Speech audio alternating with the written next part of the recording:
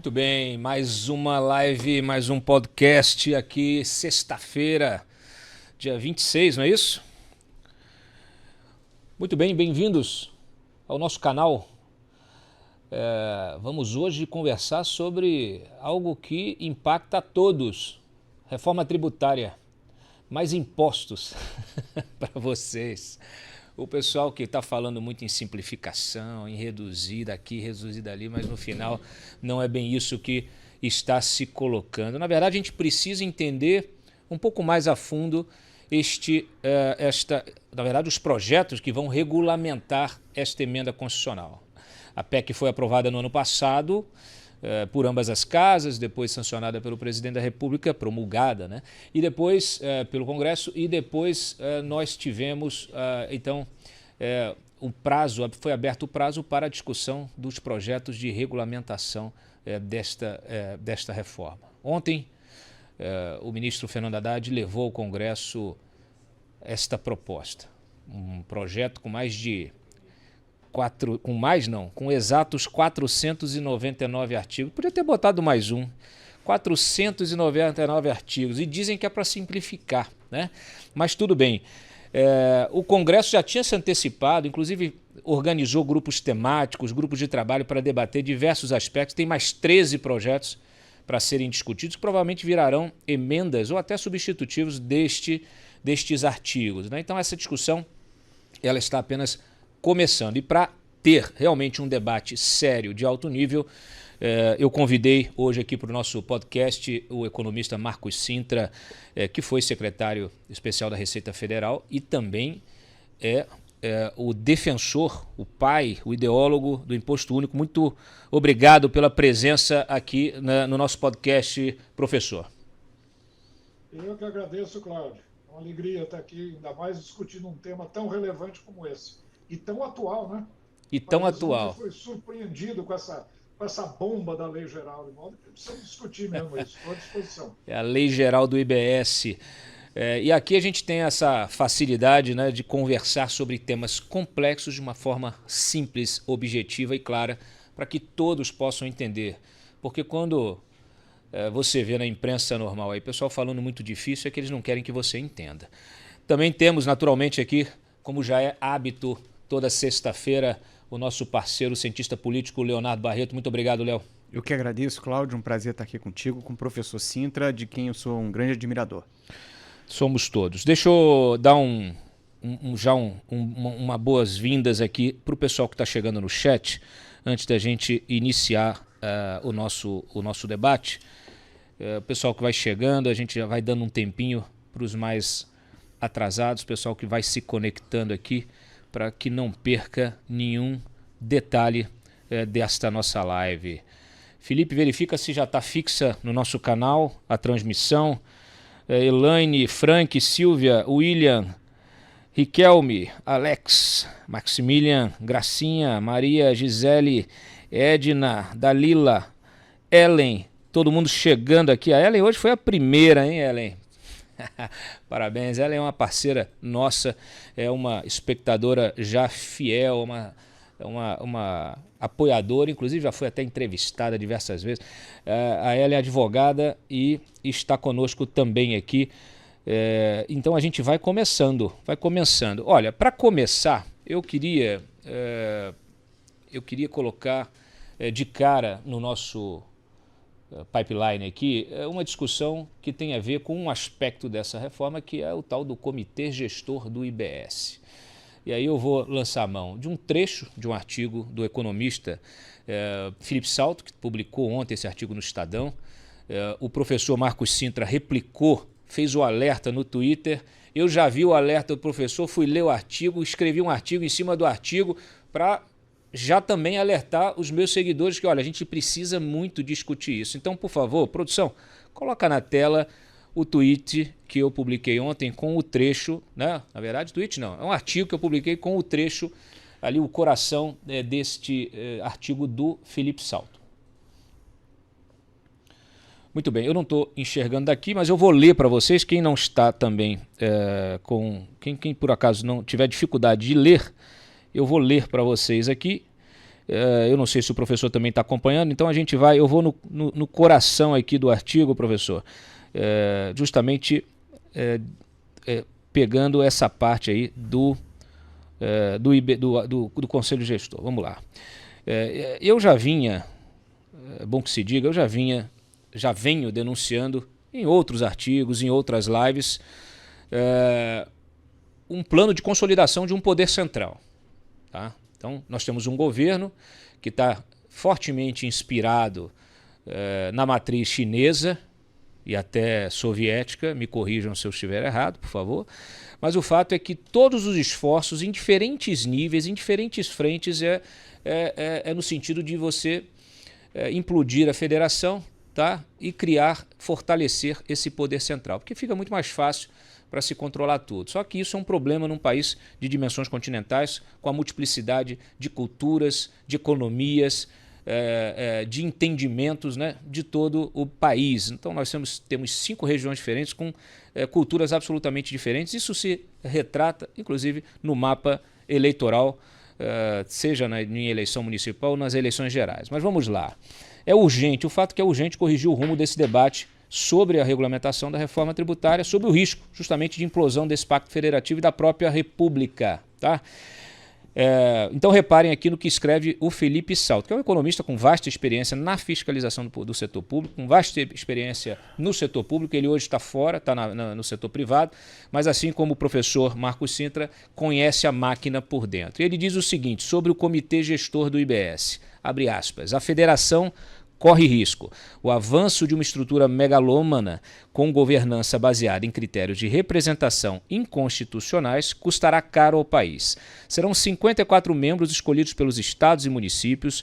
Esses iluminados vão decidir tudo a respeito do principal tributo do país, tá? Do principal tributo do país, que é o gigantesco IBS, cuja alíquota ultrapassará 33% nas suas estimativas aqui do Felipe Salto. Tá? O comitê gestor vai arrecadar, partilhar com os entes os recursos recolhidos, dirimir conflitos entre o fisco e os contribuintes, devolver créditos tributários e normatizar o IBS. Só isso, só isso.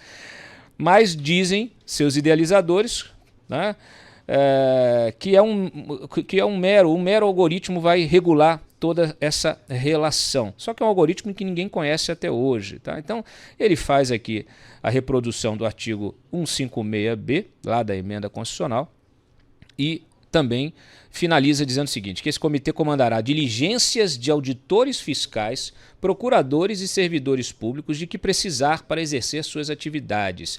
A Constituição foi modificada, né, justamente pela emenda constitucional aprovada no ano passado, para afirmar que essa nova entidade vai coordenar as administrações tributárias hoje existentes. Não há a menor hipótese disso funcionar segundo o Salto. Não somos ainda um país unitário, espero que nem sejamos. Cada estado tem seus interesses, sua estratégia, espero que permaneça assim. A questão que se coloca uma comissão vai substituir quem tem voto? E aí volta, fecha aspas, volta no meu questionamento que eu fiz no artigo. Claro está que governadores e prefeitos devem se reunir para cobrar do Congresso Nacional uma reação contundente, ou perderão relevância e funcionalidade, ou coisa bem pior. São tantos ataques simultâneos à Constituição, fica claro porque Lula e o PT foram contra o texto de 1988, aqui fazendo só uma referência histórica, né, que Lula e o PT foram, apesar de terem assinado, eles se posicionaram contra a votação, contra a aprovação da Constituição. É bom a gente sempre lembrar quando a gente se surpreende com esses ataques seguidos à Constituição. Então, agora eu vou passar a palavra justamente para o professor Marcos Sintra. Professor, eu quero a sua avaliação sobre esse gestor. A gente realmente corre o risco de implosão do nosso sistema federativo, do nosso já cambaleante sistema federativo? Cláudio, só para lembrar também, o PT votou até contra o Plano Real também. Né? Quer dizer, tudo que deu Boa lembrança. Viu? Boa lembrança. Foi ideia contrariada e combatida pelo PT, não é? É que, como diz o Juca Chaves, não sei se você se lembra desse ditado dele, dessa frase dele, a esquerda, quando perde a eleição, tenta destruir o país, e quando ganha, consegue, né? Então, grande Juca Chaves. Praticamente isso, quer dizer, eles votaram contra tudo, tentando destruir tudo que deu certo. Mas, de qualquer maneira, primeiro, o Salto é um economista jovem, brilhante, e ele marca muito bem a diferença entre experiência e academicismo. Eu posso analisar isso porque a minha vida foi pautada por essas duas vertentes. Eu sou um professor universitário, sou professor da Fundação Getúlio Vargas, sou vice-presidente da Fundação Getúlio Vargas, diretor da Escola de Administração de Empresas de São Paulo, mas, ao mesmo tempo, já fui secretário de Receita, fui secretário de Executivo, fui deputado federal. Então, veja, a experiência faz uma diferença fantástica, ainda mais num tema como o tributário. A tributação é a síntese de tudo, é a síntese da economia, da política, da equidade social, das expectativas. É uma área extremamente complexa e que não pode ser regida através de fórmulas mágicas, algoritmos, cópia de modelos estrangeiros.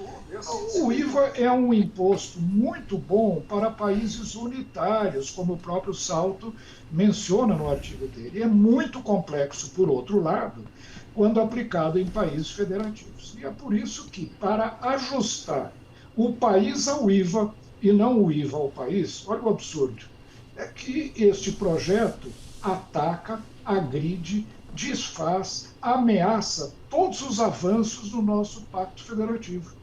Um país, como você disse, continental, com disparidades regionais gigantescas, não pode existir uma fórmula única, não existe um modelo único que se ajuste a tudo. A federação é a resposta a isso.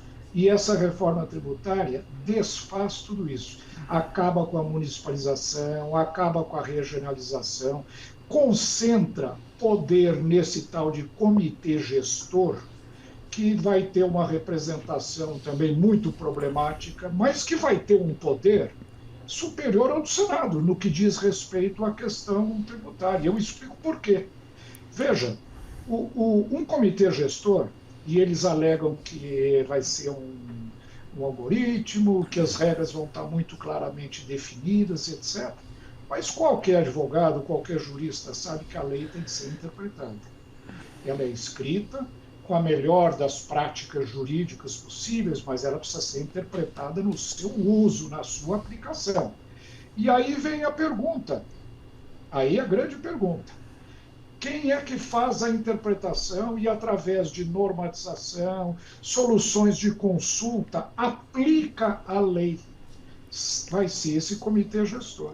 E, muitas vezes, a aplicação da lei e a margem de manobra que essa aplicação permite à autoridade econômica, às vezes é até mais potente que a própria lei. Portanto, eu vejo esse comitê gestor com uma brutal centralização de poder econômico, poder político, um ataque ao federalismo, ao regionalismo, ao municipalismo, uma intervenção muito grande do poder público na área tributária, tirando, digamos assim, a autoridade até das próprias assembleias legislativas e câmaras municipais. Quando que eu vejo, de fato, esse projeto como uma agressão à federação, e os impactos que nós vamos sofrer podem ser gigantescos. Eu costumo dizer que nós estamos dando um salto no escuro. Nós não sabemos aonde essa reforma tributária vai nos levar, ao país como um todo. Muito bem. Eu vou já devolver, vou passar a bola agora para o Léo. Leonardo, nós temos aqui uma situação que é bastante grave, segundo alertou o professor. Eu, inclusive, gostaria de perguntar a você se esse tipo de poder pode ser utilizado para submeter os governadores, prefeitos aos ditames político-eleitorais. Ou seja, se nós colocamos ali o comitê, o governo consegue aparelhar esse comitê, depois ele pode dizer o seguinte, olha, não passa tanto para o estado tal porque ele é governado pela oposição, passa mais para o outro estado que ele é nosso parceiro. Se o da oposição quiser, ele vai ter que bater na nossa porta, a gente vai voltar àquela barganha. Você enxerga esse tipo de risco ou eu estou exagerando? Acho que a gente tem que primeiro entender como é que a gente chega nesse momento. Tá. Aí o professor, enfim, você, Cláudio, podem me corrigir, mas o fato é que durante muito tempo, a grande barreira para a gente adotar esse IVA nacional, vamos dizer assim, foi a resistência dos governadores. Né? E a resistência que eles tinham tinha uma relação com a possibilidade deles usarem esse controle que tem sobre impostos estaduais para poder fazer política de atração de investimento. Né? Basicamente, o Estado reduzia a sua alíquota ou então muitas vezes zerava e aí atraía empreendimentos industriais, vários tipos de possibilidades econômicas. Né? E aí por que os estados eles estão abrindo mão de poderem exercer esse tipo de situação? Me parece que existe uma troca, né? Uma troca que vai no seguinte sentido. Esse modelo de desoneração para atração de investimentos talvez tenha se esgotado, e aí os representantes desses estados que ofereceram muito incentivo querem agora buscar uma maneira de aumentar a sua arrecadação, e enquanto isso, esses estados basicamente é aquilo que a gente chama de estados consumidores, né? Ou seja, aqueles que não têm tanta produção industrial, principalmente. E do outro lado, a gente tem os estados produtores, esses sim, né? São Paulo, principalmente, mais Rio, Minas, enfim, estados mais industrializados, que estavam perdendo empreendimentos, né, para esses outros estados que estavam oferecendo ali facilidades, né, concessões, e a ponto, né, de São Paulo, no momento, ter que também oferecer incentivo fiscal para poder atrair empresas para o seu estado. E aí o que acontece? De um lado, esses estados mais industrializados, eles dizem assim, olha, a gente quer o fim dos incentivos para que o empresário ele decida onde alocar o recurso dele, o dinheiro dele, de acordo com as melhores condições econômicas que ele encontrar. Como ele provavelmente vai querer ficar perto dos mercados consumidores, né? Vai querer ficar perto da melhor infraestrutura, ele vai para esses estados que já são mais industrializados e que têm mais estrutura. Por outro lado, o que esses estados dizem? Assim, e a gente topa que esses impostos que o consumidor paga ao comprar uma coisa, ou enfim, ao usar um serviço, sejam arrecadados no destino, ou seja, no lugar onde isso é consumido. Né? Então, há uma troca aí. Né? Por um lado, os estados ricos eles começam a ver e falar assim, não, a gente vai voltar a atrair investimentos de uma maneira melhor, mais competitiva do que os outros. E do outro lado, os estados consumidores vão dizer, a gente vai arrecadar mais porque a gente vai poder pegar esse dinheiro aqui onde ele é consumido.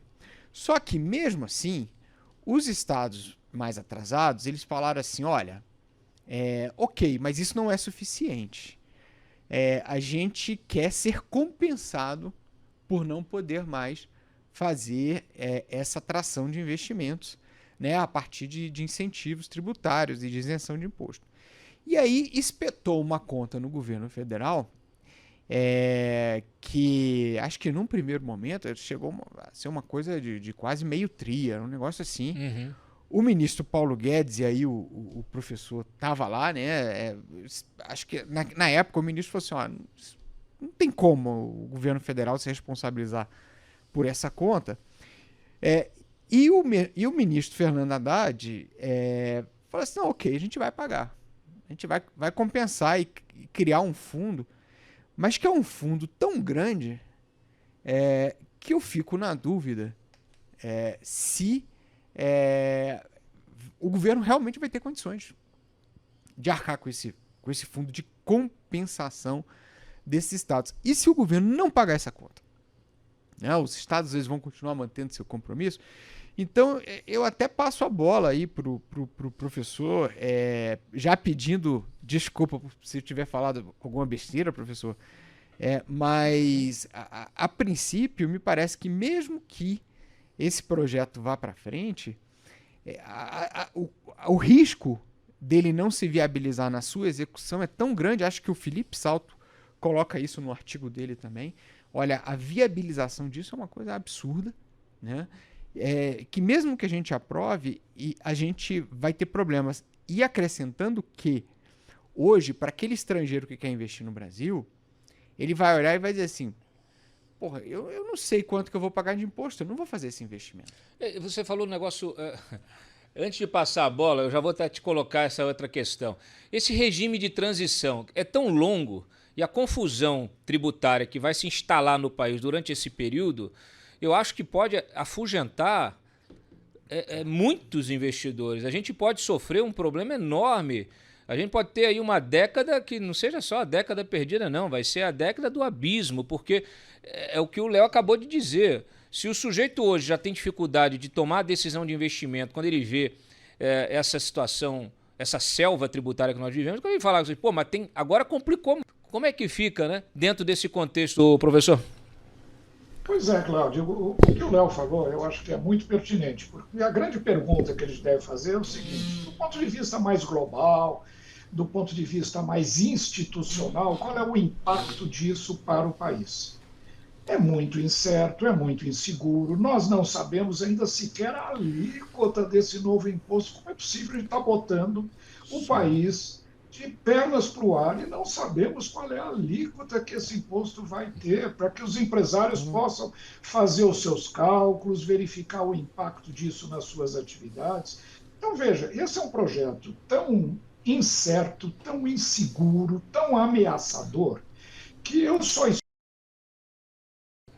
tanto por governadores quanto por parlamentares, por três coisas. Primeiro, as famigeradas emendas. As emendas ajudaram muito. A gente sabe como é que foi o debate no Congresso Nacional. Foi um toma lá da cá, de libera emenda, não libera, vota, não vota e assim por diante. A segunda grande razão é que esse projeto, aliás, ele vai ser implantado durante 10 anos. Aliás, foi uma estratégia inteligente e diabólica do governo, porque ao falar em 10 anos, um governador que aceite qualquer coisa, ou um parlamentar que vote a favor disso, mesmo que ela vá dar errada lá na frente, não vai sofrer o impacto imediato disso. Quem vai sofrer o impacto vai ser daqui a 10 anos o próximo governador, etc. Isso fez com que os oferecimentos de vantagens imediatas compensem esse risco que os atuais governantes não sentem. O pessoal só pensa no agora, né? É impressionante. Olha, as emendas ajudaram, esse prazo de 10 anos também ajudou, porque tira a responsabilidade de qualquer um. E o outro fator fundamental, o governo subornou governadores e prefeitos com esse fundo.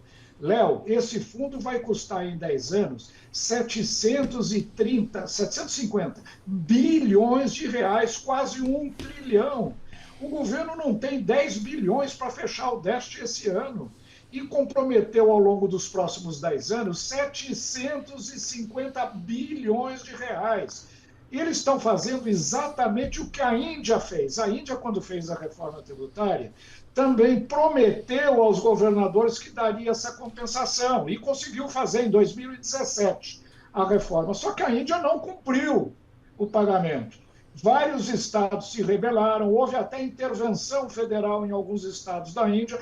Nós corremos esse risco, não há a menor possibilidade do governo poder despender exclusivamente às custas do seu tesouro 700 bilhões de reais nos próximos 10 anos. Então, tudo isso é uma irresponsabilidade gigantesca. Nós não podemos, de forma alguma, prever o que é que vai acontecer com o país. É um projeto de poder, é um projeto político. O governo vai poder dizer, viu, nós depois de 20 anos ninguém conseguiu, nós fizemos a reforma tributária. Só que eu costumo dizer, claro, é o seguinte, essa equipe econômica que fez o projeto é uma equipe de costureiras maravilhosas que estão fazendo um vestido orientado por um péssimo designer. O designer é horroroso, o modelo é péssimo, mas os costureiros são muito bons. Mas estão costurando essas coisas e estão construindo Um projeto que não é simples, é burocrático, vai ser custoso, vai gerar muito debate, muito contencioso. Enfim, é uma situação, sobretudo, por pouca transparência. O governo aprovou esse projeto de sopetão, em cima ali das coxas, praticamente. Quer dizer, ele não discutiu com a sociedade, não apresentou projetos, estudos. A sociedade, o contribuinte não participou. O governo só conversou com outros parceiros do governo, com governadores, com prefeitos e o governo federal. Agora, e as associações de classe, os contribuintes, os consumidores, os estudantes? Ninguém discutiu nada. Enfim, eu vejo com muita preocupação o andamento dessa reforma. E não me surpreenderia se ao longo dos próximos anos isso for tão alterado a ponto até de descaracterizar esse modelo. Se Deus quiser, quem sabe isso aconteça. Muito bem. Léo, eu queria só voltar, porque você acabou fazendo o histórico, e eu queria a tua percepção sobre as atribuições desse comitê gestor. Você acha que interfere realmente no sistema federativo? Você acha que... Porque assim, eu inclusive mandei o artigo do Salto, viu, professor? Mandei para o Tarcísio. E o Tarcísio falou, cara, a gente vai reunir semana que vem o conselho, o fórum, né? Aquele fórum de governadores do Sul e do Sudeste, né? O consórcio de governadores do Sul e do Sudeste. Eles vão convocar uma reunião para a semana que vem para discutir justamente essa questão. Então, assim... Mas agora, Cláudio, depois da emenda já ter sido aprovada, ele teve a oportunidade, Pois é. Inclusive o próprio presidente e ex-presidente Bolsonaro se rebelou contra esse projeto, tentou levantar a oposição. Agora ele vai correr atrás do prejuízo, né? Espero que consiga. Ele chegou até a vir aqui, a gente acompanhou esse momento, ele veio a Brasília e tal, aí depois de um café com a Haddad, saiu mais tranquilo. Só que agora, pelo visto, a gente vai ter que aprovar uma desemenda. Como é que vai ser isso, Léo? Olha, eu acho que a reforma ela foi aprovada criando, vamos assim dizer, guias, né, na estrada. Assim, ó, você precisa circular por esse caminho e os aspectos específicos da reforma eles ficaram para ser decididos por projetos de lei complementares que exigem um quórum menor para votação, né? Então foi uma engenharia institucional inteligente, né, que foi feita para viabilizar a votação da reforma, né? Agora, esse segundo ponto é muito curioso, que se celebrou muito a PEC do ano passado, mas ela dava as diretrizes. Agora é que a porca torce o rabo, né? Por quê? Porque é muito importante para quem está nos vendo, e aí reforma tributária é um tema que assusta, né, muita gente, que além da questão federativa, né, que é, por exemplo, os estados terem ou não poder de usar impostos para poder atrair investimentos ou fazer qualquer coisa que realmente vai ser podado, né, essa faculdade, os estados não vão poder. É claro que a reforma diz, não, eles podem sim, eles podem alterar dentro de uma faixa, mas aí eles têm que alterar todos os produtos, etc. e tal. Mas esse poder ficou reduzido. Agora, existe um segundo ponto também, que que eu acho que é o mais importante e mais interessante para o nosso cidadão, né? Que é o seguinte, o que é uma reforma tributária? A reforma tributária é um equilíbrio distributivo, né? Vamos imaginar que a gente tenha todo o gasto do Estado, a gente juntou ele lá e a gente vai distribuir esse peso entre os cidadãos, né? Sim, mas a gente não pode esquecer que quem ganha, quem arrecada mais, que é o estado que você tem mais gente pagando, e a pessoa que está pagando, ela também quer a devolução desse imposto em serviços, né? Aí o que acontece? Pois aí é uma outra coisa. Aliás, então eu vou pontuar rapidamente. Porque o Tarcísio, inclusive, quando a gente menciona, quando ele veio aqui, estava ainda a discussão da emenda constitucional, ainda não era a lei geral aqui. Você tinha uma discussão que era, olha... não, pega o imposto do paulista e joga para Pernambuco. Mas, pô, peraí, mas como se não tivesse no estado de São Paulo, você não tivesse bolsões de miséria. Você não tivesse uma favela como Heliópolis, você não tivesse miséria na rua, quer dizer, você não tivesse a necessidade de reaplicar esses impostos para o desenvolvimento político, econômico e social do Estado. Essa coisa de ficar compensando, quer dizer, você tira a riqueza de um Estado, você tira a riqueza dos estados mais ricos, que fizeram o dever de casa, e coloca esse dinheiro nos estados mais pobres que não fizeram, porque a gente não pode esquecer que, olha só, nós temos... ontem mesmo saiu as regiões mais miseráveis do país. Região Norte e Nordeste. Aí se você pegar e plotar o mapa do saneamento básico, você vai descobrir que são as regiões com menor saneamento básico. Aí você vai plotar isso com IDH, com todas as estatísticas mostrando o seguinte: as lideranças que governaram esses estados nas últimas décadas fizeram o que com o dinheiro que foi para esses estados? Porque a gente tem fundo de participação dos estados, tem fundo de participação dos municípios. Os coronéis que governaram esses estados e as prefeituras fizeram o que com esse dinheiro? Porque o cidadão continua na miséria. Ele continua na miséria. Aliás, o IBGE, que não fazia uma pesquisa desde 2017, 2019, ele foi atualizar agora, e aí, claro, você tem uma melhora, uma pequena melhora nesse índice de pobreza. Por quê? Coincidentemente, a partir de 2017, você teve reformas estruturantes, que são as mesmas reformas que impactam nas agências de risco, nos rankings de risco do país. E aí, o que acontece? Acontece que o governo de plantão fica dizendo: olha, nós reduzimos a miséria. Ninguém reduz a miséria num ano de governo. Ninguém reduz. Isso é um processo histórico, isso é uma construção histórica.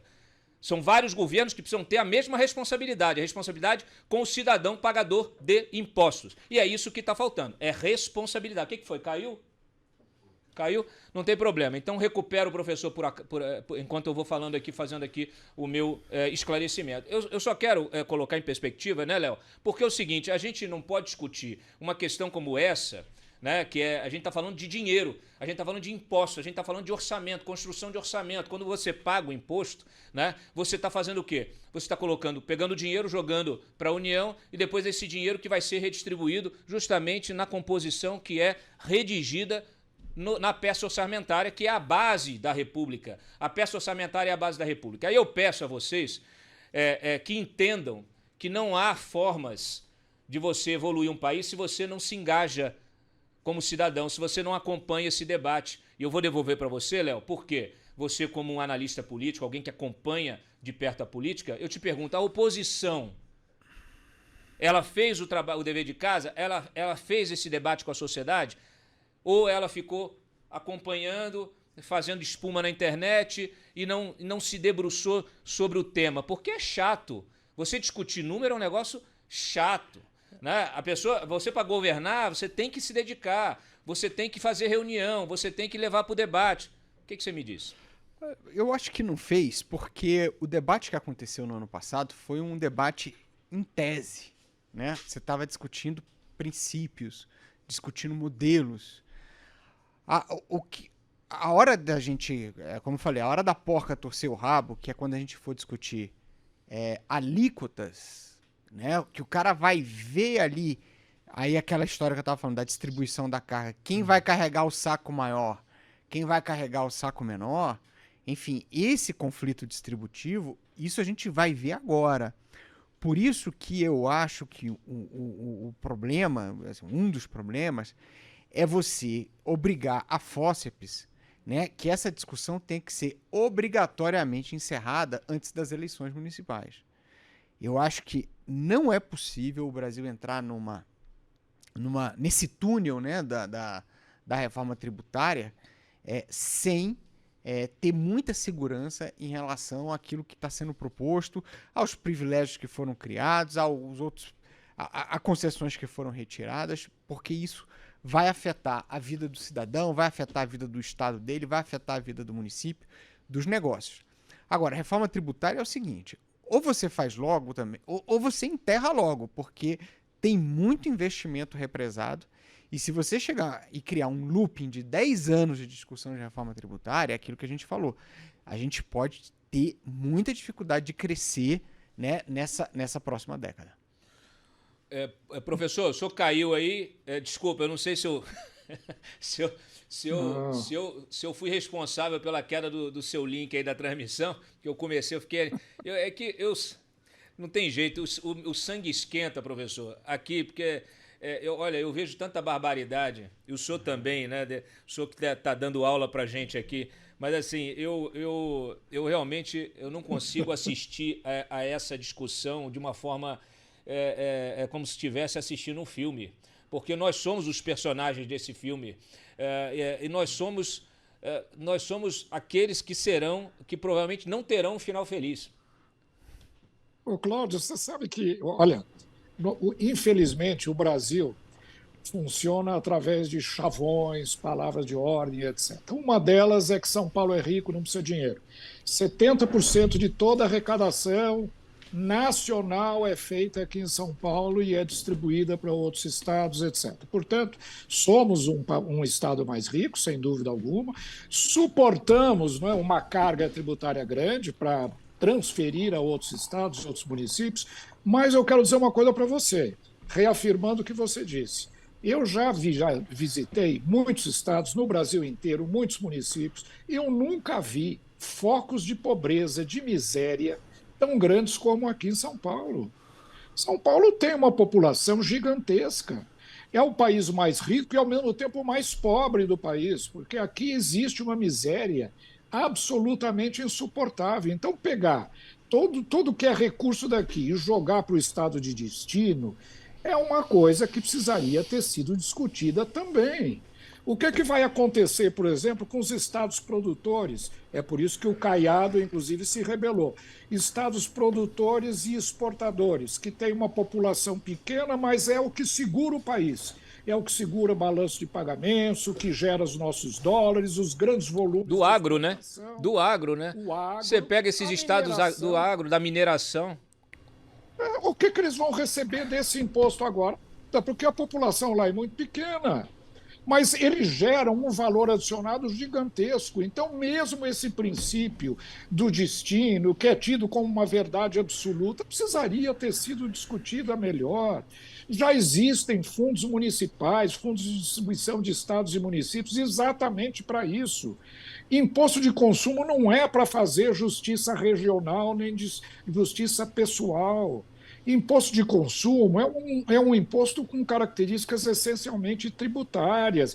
Ele tem que incidir igualmente sobre todos os consumidores, acabar com esse negócio de incidir menos sobre quem pode menos e mais sobre quem pode mais. Isso é função do imposto de renda, é outro imposto. Não é para o imposto sobre consumo fazer. Resultado, cria uma máquina gigantesca, cheia de furos, cheia de defeitos, que depois provavelmente nós vamos discutir aqui. A administração disso vai ser uma coisa impossível. Nós estamos ampliando a burocratização desse sistema gigantescamente, centralizando tudo. Enfim, a gente vive não a partir de um debate sério, mas a partir de uma mentalidade de querer imitar o que acontece em outros países. Quando eu vejo os defensores dessa reforma dizendo não, é o estado da arte, é o que os outros países fazem, 160 países no mundo fazem isso. Em primeiro lugar, desses 160 que fazem, muitos deram com os burros na água. Segundo, desses 160, a maior parte são países unitários, países europeus completamente diferentes da realidade brasileira. Então, nós estamos literalmente, navegando na maionese com esse projeto. E espero que a gente tenha oportunidade de discutir um pouco mais agora, porque, veja, terminando as leis complementares, vão ter que vir todas as leis ordinárias para ir normatizar tudo. Se, para sair da emenda, já foi necessário um documento de 500 páginas, 300 páginas e 500 artigos, imagine o que as leis ordinárias vão exigir. Na sua opinião, o que precisava, qual seria a reforma? Eu sei que já é tarde. Excelente pergunta. Eu sei que já é tarde. Já é tarde para a gente falar sobre isso. Mas assim, qual seria a reforma? E outra coisa, a gente precisa começar a debater essa leis autoaplicáveis, né? Porque senão toda hora você precisa de algum burocrata para decidir aquilo que já foi decidido pelo legislador. Mas, por favor, professor, a sua opinião, qual teria sido o caminho? Olha, se o caminho era para simplificar, né? Se o caminho era para simplificar, aí o pessoal vem com a lei agora para regulamentar com 499 artigos. Eu não sei como é que isso pode simplificar alguma coisa. Olha, eu acho que essa discussão do que pode ser feito ainda, ela não é totalmente inútil, não, porque, veja, eu realmente acredito que quando a ficha começar a cair, as pessoas vão começar a entender, vão começar a querer fazer modificações muito profundas nisso que foi aprovado. Eu não descarto a possibilidade de vir uma outra PEC que vá alterar essa PEC. Mas veja, o que é que eu teria feito? E o que é que o governo anterior não fosse, de certa forma, a incompreensão, e aí eu sou obrigado a reconhecer, do próprio presidente da República, que não aceitava um tributo que ele acha que não é bom, etc., diz que é a mesma coisa que CPMF não é, mas não fosse a incompreensão dele, consequentemente, isso atrasou o andamento da reforma, ou acabou não realizando a reforma no governo dele, o que nós estávamos encaminhando era uma reforma pontual. Não precisa você fazer uma PEC que é maior do que todo o Código Tributário Nacional para fazer uma reforma. Nós sabemos quais são os problemas, é simplificar, é você ter uma legislação única, é você reduzir a cumulatividade em alguns setores. Esses problemas pontuais poderiam todos ter sido feitos através de leis ordinárias, com discussões mais serenas, sem essa coisa que, como eu disse, está botando o país de pernas para o ar. Então, eu faria uma reforma infraconstitucional permanente. É assim que se constroem sistemas tributários no mundo inteiro. Ninguém faz revoluções tributárias, a não ser que seja para mudar o regime. Mas não é o nosso caso. Um bom sistema tributário ele é construído diuturnamente, todo dia, paulatinamente, marginalmente, através de leis e corrigindo erros e defeitos. Nós paramos de fazer isso e acreditamos numa fórmula salvadora que, como eu falei, é um negócio que vai acabar nos trazendo muito de sabor e muita decepção. Professor, não sei se acontece com o senhor, mas comigo acontece. Quando eu vejo um negócio, eu já olho lá na frente. E eu estou vendo aqui, olha, uma PEC, como o senhor falou, uma PEC que promove aí, quer abraçar todo o Código Tributário. Aí ela vem, aí só essa primeira lei do IBS com 499 artigos. Aí o senhor já alertou também, ainda vem as leis ordinárias. Agora, você imagina o que isso começar a pipocar no judiciário. Aí você coloca isso dentro dos 10 anos de transição desse negócio. Imagina o nosso Supremo, nossos 11 ministros, fora as liminares, etc. Imagina a judicialização desses artigos. Meu Deus do céu. Léo. Cláudio, deixa eu mencionar uma coisa para você também que é curioso. A PEC 45, quando foi apresentada em 2019, ela tinha aspectos positivos, muito bons. Era uma PEC de laboratório, era difícil de ser colocada em prática, mas era muito boa. E uma das coisas mais importantes é que não deveria haver uma proliferação de alíquotas. A gente deve ter um bom IVA, tem que ter poucas alíquotas. A PEC 45 propunha uma alíquota única, o que é inviável também num país como o nosso, na realidade. Você sabe quantas alíquotas esta lei geral tem? E eu contei hoje de manhã, antes de entrar no seu programa. Quantas? Ela tem 15 alíquotas. Meu 15. Deus do céu. A alíquota padrão, que a gente não sabe qual vai ser, pode ser 26,5%, eu acho que pode ser mais. E depois ela tem com 60% de abatimento, com 40%, com 20%, com 99% de abatimento. Depois tem alíquotas específicas para bares e restaurantes, para compras governamentais, para atividades imobiliárias, para voos aéreos regionais, para centros históricos, enfim, são 15 alíquotas. Então, onde está a simplificação e a racionalização que, digamos, o modelo de laboratório que eles estão dizendo que estão aplicando, que vai ser o melhor IVA do mundo, vai ter 15 alíquotas. Eu quero saber. Qual a simplificação disso? E vai entupir o poder judiciário, porque uma boa parte desses conceitos são novos, coisas que não estavam na nossa tradição jurídica. Enfim, eu quero. acho que nós estamos... eu vou fazer a pergunta para os dois. Léo, você também fica à vontade de fazer pergunta para o professor. Eu vou te fazer uma pergunta aqui, o Léo vai responder primeiro, depois, se eu quiser responder, tem a ver com essas ali, com esses descontos. A gente viu ali uma série de carreiras que vão pagar menos, advogados, veterinários, até o personal trainer vai pagar menos. Eu fico imaginando o Belo, coitado, passando o que ele passou, ainda saber que o personal vai pagar menos imposto do que ele. Ô, Cláudio, você sabe que na legislação sobre a área educacional não dão isenção para cursos de aprendizado de inglês, que é uma língua universal, é base de tudo no mundo moderno.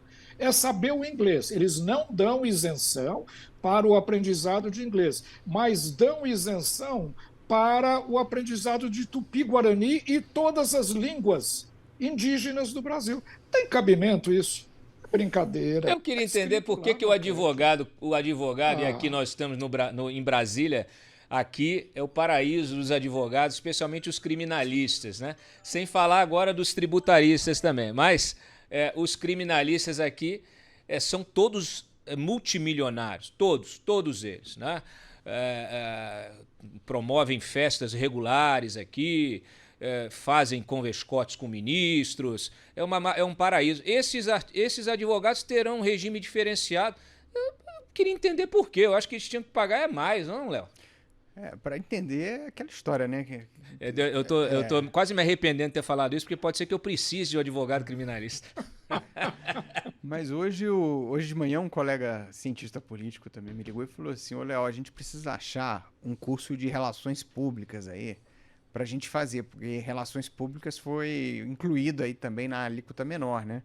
Então, aí eu liguei para um amigo meu que trabalha na universidade, ó, cria um curso de relações públicas aí de tecnólogo de 2 anos, porque vai ter muito cliente para o pessoal entrar aí nessa brecha.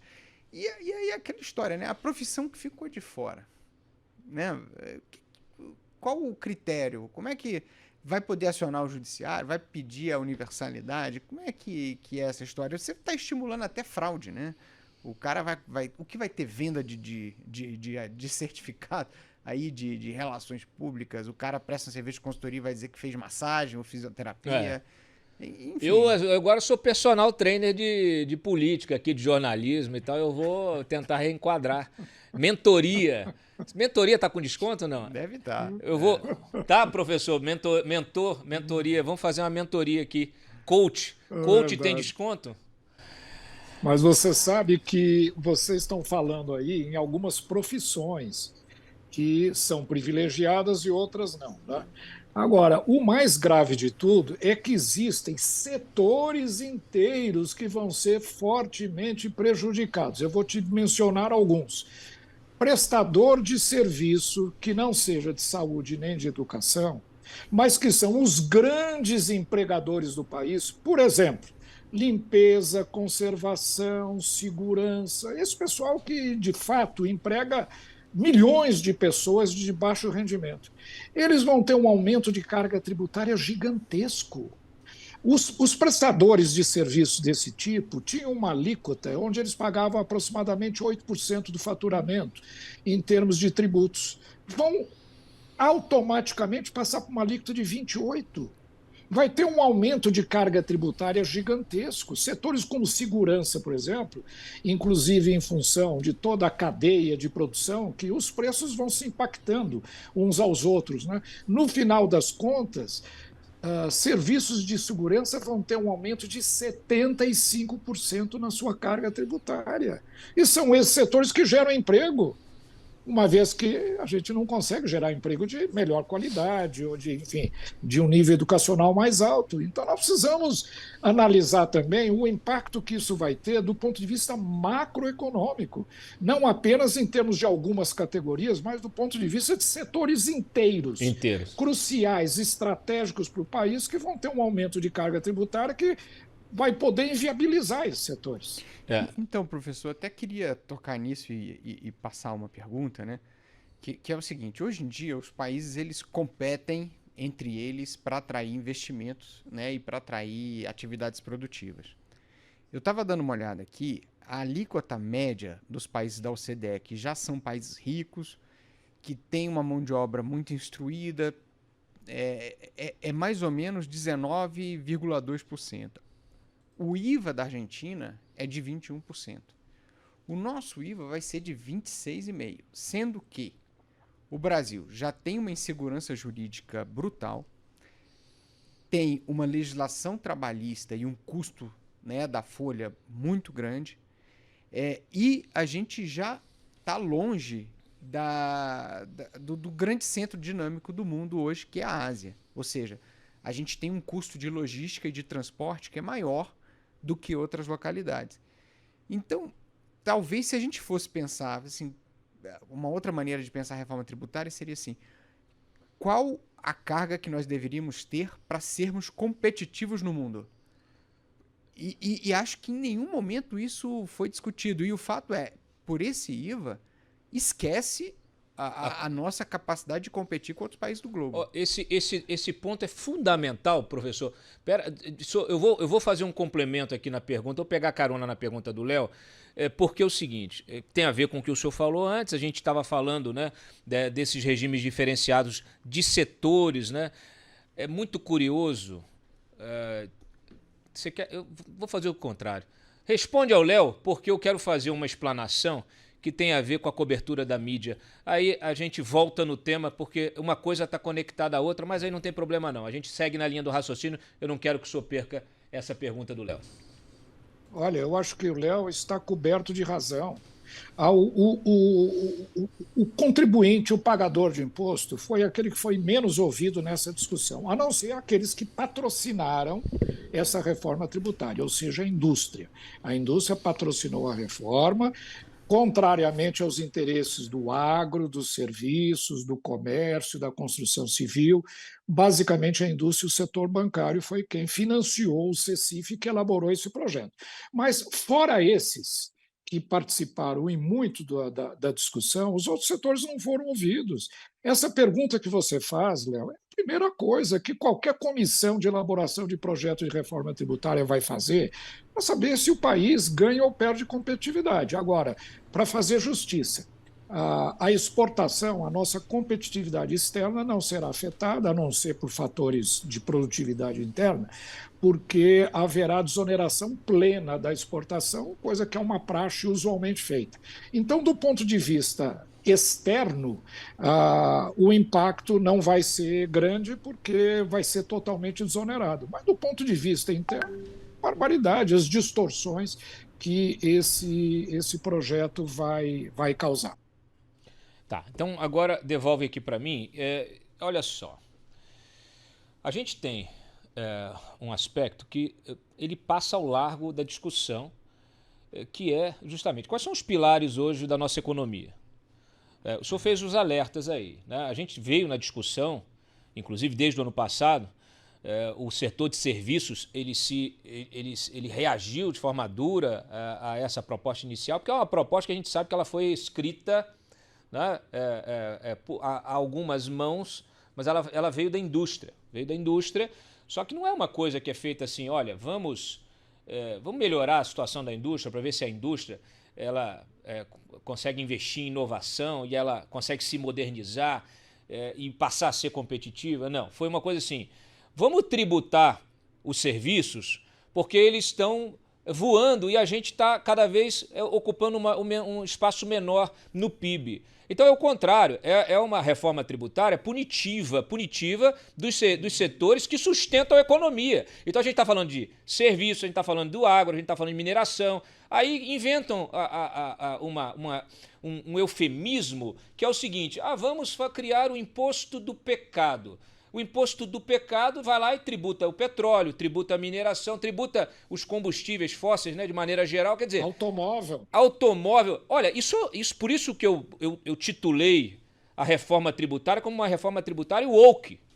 Porque é uma agenda ideológica que ela tende não só a inverter esse polo, né, de produção, mas ela tende a destruir os setores mais pujantes da economia, ou seja, a punir os setores mais pujantes da economia, porque alguém em algum gabinete olhou e falou assim: esses setores apoiam o governo anterior, esses setores apoiam a centro-direita, esses setores apoiam a direita, esses setores apoiam, na verdade, é o quê? É o empreendedorismo, apoiam o capitalismo, apoiam o mercado aberto, apoiam o quê? As trocas comerciais, apoiam. Então você tem que explorar. Se nós não temos competência técnica, não desenvolvemos competência técnica para pegar a mineração, que ela ainda é fortemente exportadora, e transformar e criar uma indústria de transformação interna no Brasil, é um problema nosso. Então aí sim, então vamos olhar a reforma tributária de uma maneira estratégica. Bom, a gente tem como favorecer a indústria de transformação. Então vamos reduzir aqui a alíquota da indústria de transformação para poder permitir que essa indústria se torne forte. E quando ela se tornar forte, aí você volta com a alíquota normal. Quer dizer, essa é a lógica de qualquer país desenvolvido. Ele olha os setores estratégicos, ele entende quais são as suas vocações, de que maneira ele pode estar inserido na economia global da melhor maneira, atendendo também as demandas internas de segurança energética, sanitária, segurança nacional e o escambau, e aí você faz esse ajuste. Agora, não uma imposição de uma ideologia por trás de uma coisa que eu fico me perguntando aqui. Essa discussão de soberania, será que essa reforma tributária não está violando a nossa soberania quando ela mira aqueles setores que são hoje os setores que ainda sustentam a nossa economia, professor? Não tem dúvida. Eu acho que essa é uma reforma tributária que tem um conteúdo ideológico gigantesco e muito prejudicial ao país, não é? Porque quando você começa a escolher setores que vão ganhar ou setores que vão perder, você prejudica. Uma boa reforma é aquela onde todos ganhem. Agora, a nossa reforma tributária, ela partiu do seguinte pressuposto: para eu melhorar a minha situação, eu tenho que piorar de outros. A indústria se sentia muito tributada, de fato ela tinha uma tributação alta. E ela falou: setores como agricultura e serviços pagam pouco imposto no Brasil, portanto nós vamos tributar mais eles e tributar menos a indústria. Só que eu fiz um estudo publicado na revista Conjuntura Econômica da Fundação Getúlio Vargas, que até o momento não foi rebatido, publicado há 2 meses, não, no ano passado, desculpe, acho que foi em setembro do ano passado, onde eu calculei a carga tributária de todos os setores da economia. E não é verdade que o setor de serviços paga menos imposto que a indústria, paga menos imposto de produção, mas em compensação paga muito mais imposto sobre folha de salários e sobre outros tributos que incidem sobre a produção. Então, veja, essa reforma tributária, aquilo que eu falei, Cláudia, está sendo feita em cima de chavões, em cima de ideologias, em cima de objetivos políticos, para agradar a plateia A, B ou C, mas não em cima de uma realidade. Reforma tributária não se faz assim, com um grupo pago, remunerado, elabora um projeto privado e apresenta para o governo, e o governo encampa. Não é assim que se faz. A Espanha está fazendo reforma tributária agora. O que o governo espanhol fez? Isso é função de governo, não é de setor privado. Porque tem que olhar o conjunto. O espanhol criou uma comissão com os maiores especialistas em questão tributária da Espanha. Esse grupo de especialistas independentes e isentos apresentou o projeto, que é o livro branco da reforma tributária espanhola, foi publicado no ano passado e agora estão discutindo esse projeto. Assim que nós fizemos a reforma tributária de 65, quando a Fundação Getúlio Vargas, quando ela foi, enfim, pediram à Fundação que elaborasse o projeto, e ela é um órgão independente. Agora aqui não. Um gaiato qualquer pegou um setor privado, pagou para alguém, fizeram o projeto, apresentaram, o governo pega alguém, assina e vira um projeto nacional. Então, não pode atender à coletividade, falta espírito público, inclusive, nesse projeto de reforma tributária. Muito bem, Léo. Agora é tarde, a gente aprovou a reforma. Por que a gente aprovou? É verdade, é verdade. Por que a gente aprovou? Tem como desaprovar ou tem como aprovar uma outra? Porque o que aconteceu? Eu vi muita correria, tem sempre aquele debate, a gente já está discutindo isso há 40 anos, então tem que resolver agora, eu que vou resolver, eu que vou botar o carimbo. Então o Lira resolveu, eu quero botar o carimbo de que eu aprovei a reforma tributária. É por aí? Não, né? Se uma coisa está sendo discutida há 40 anos, é porque algum problema tem, né? Mas a questão é o seguinte, o governo não embarcou num primeiro momento nessa reforma, porque essa era uma pauta que o Lira, antes dele o Rodrigo Maia, tinha entendido que era uma agenda do Congresso, dos governadores. Aliás, os governadores foram os grandes patrocinadores políticos desse processo, porque enxergaram, como o professor mencionou, a possibilidade de espetar uma continha de 100, né, agora 730 bilhões na União. Então, é um movimento... Estados que estão devendo à União. Que agora estão negociando. Está lá o Zema federalizando as suas estatais, estaduais, que eu acho um absurdo, para poder se livrar de uma conta. Não, então na verdade, quando se faz isso, existe um interesse financeiro dos governadores de estado, pelo menos de uma parte deles, né, de receberem um recurso adicional nos próximos 10 anos, mesmo abdicando de poder fazer política fiscal, de poder fazer política de investimento. E os deputados e os senadores, me parece, quando eles entram nessa onda, né, de discutir em tese um modelo que é muito moderno, que está em vários lugares do mundo, etc., há um certo bloqueio, né? Eu acho que o Haddad ele até embarca nesse projeto mais pro final, né? Tanto é que quando o Lira faz a aprovação dele, ele agradece ao governador Tarcísio, agradece ao Congresso, agradece e não agradece ao presidente Lula. E aí agora, de repente, o governo está olhando e falando assim, opa, eu posso embarcar nisso aqui. Aí ontem, ou anteontem, enfim, aí o Haddad falou assim, não, esse projeto de reforma tributária é nosso, né? Aliás, na propaganda do governo, dizendo, a reforma tributária do governo, faz questão de dizer isso. Então, eles entraram num segundo momento e embarcaram na reforma. Agora, de novo, uma coisa é discutir a reforma em tese, como no ano passado. Agora é discutir a reforma de maneira concreta. Então, tem chance, né, desse processo parar? Tem chance desse processo ser modificado? Acho que tem, né? Politicamente tem. Eu não sei como é que o professor está avaliando, o professor que tem contato aí com as bancadas políticas né, no Congresso, eu não sei como é que o pessoal vai reagir a esse primeiro susto, né? Assim, acho que qualquer deputado minimamente olha assim, o quê? A gente vai pagar aí 6,5, 7 pontos acima do que os países ricos da OCDE pagam? Acho que isso deve ter algum tipo de reação, né? Olha, Léo, eu acredito que, pelas razões que eu disse antes ali, né, tem a questão das emendas, a questão da reforma tributária.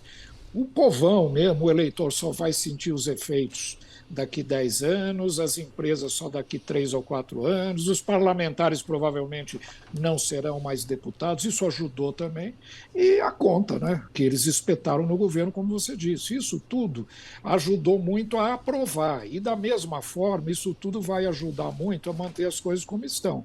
Então, eu não acredito que, assim, de imediato, possa haver alteração muito profunda, não. Ainda que as insatisfações estejam pipocando por todo lado. A ficha está caindo, Léo, as pessoas estão começando a perceber que foram enganadas. Mas esses fatos, esse poder político, a imprensa, infelizmente, completamente cedida aos interesses do governo, isso tudo vai dificultar muito uma modificação assim a curto prazo, mas tudo é possível. E eu acho que vai haver muita insatisfação, porque, como eu disse, as pessoas estão começando a fazer conta, começando a entender a sua situação, evitando aqueles chavões políticos, a melhor coisa do mundo, vamos fazer o que o mundo inteiro faz, somos agora país de primeiro mundo. Isso tudo estimulou muito as pessoas acharem que era uma boa reforma tributária sem refletirem muito. Eu acho que isso agora vai sofrer um retrocesso grande, mas não acredito em modificação profunda, não.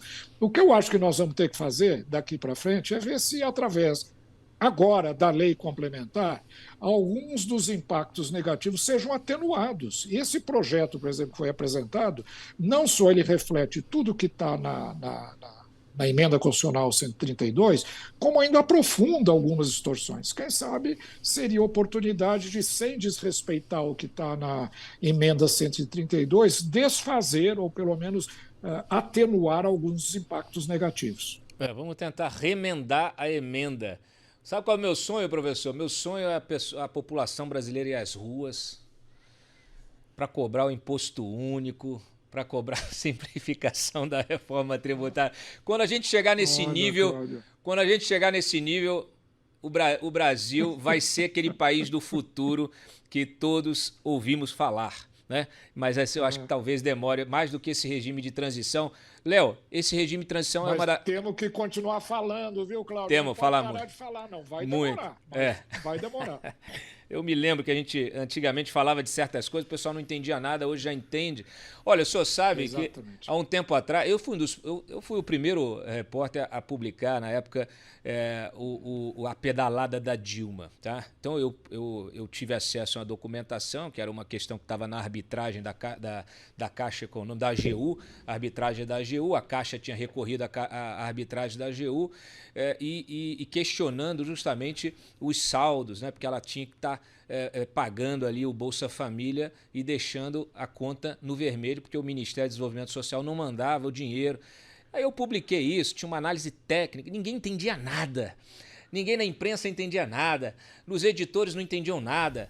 Eu me lembro que uma época eu escrevia sobre CARF, Conselho Administrativo de Recursos Fiscais, e ninguém entendia nada, não sabia o que era o CARF. Então, assim, eu realmente teve uma época que ninguém sabia os nomes dos ministros do Supremo. Então, eu realmente acredito que a gente está num processo de evolução e esse tipo de jornalismo, de fato, sem pedágio comercial, ideológico, ele promove esse conhecimento e promove essa mentoria para vocês que nos acompanham aqui. Inclusive, eu já peço para vocês do chat, vocês já curtiram o programa? Já deram o seu like?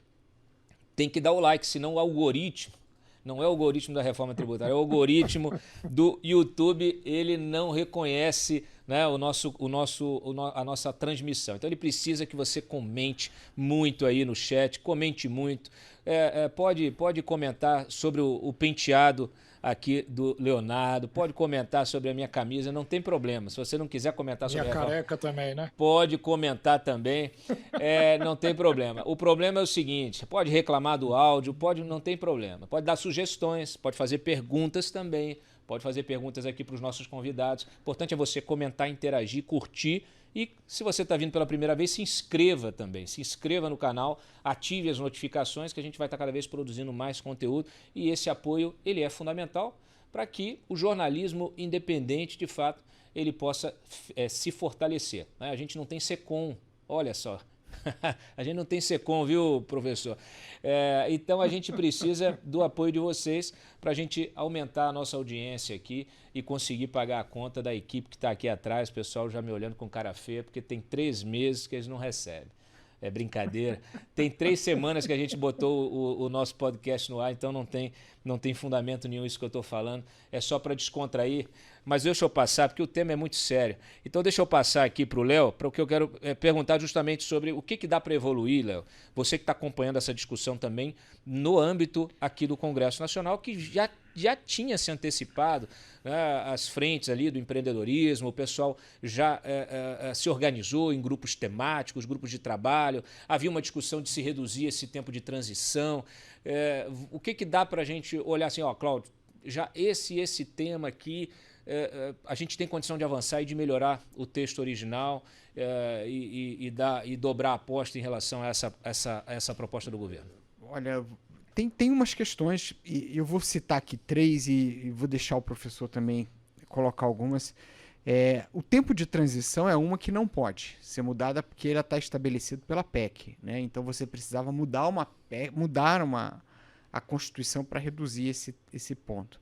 Tem uma questão que está gerando muita polêmica, que é o seguinte, porque nesse sistema, né, você vai poder recuperar o imposto que, numa cadeia longa, o imposto que aquele cara que executou a cadeia do produto ou do serviço antes de você pagou.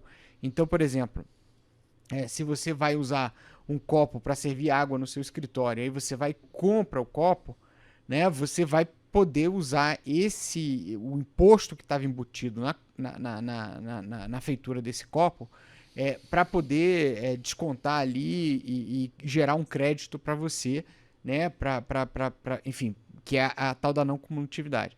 Só que no projeto, o que ele diz assim, olha, o governo só vai te dar o crédito se o cara que fabricou o copo realmente tiver pago o imposto. Ou seja, ele está querendo estimular que você que comprou o copo fiscalize o cara que fez o copo. Né? Então, assim, esse é um problema.